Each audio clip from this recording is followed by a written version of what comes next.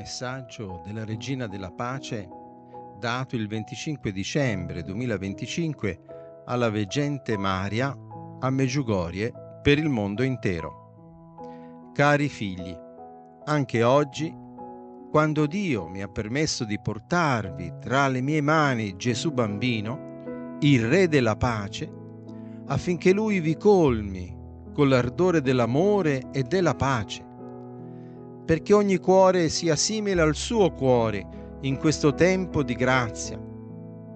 Siate coraggiosi difensori dell'amore del vostro Dio, affinché Lui vi doni la sua pace in questo tempo di grazia. Grazie per aver risposto alla mia chiamata.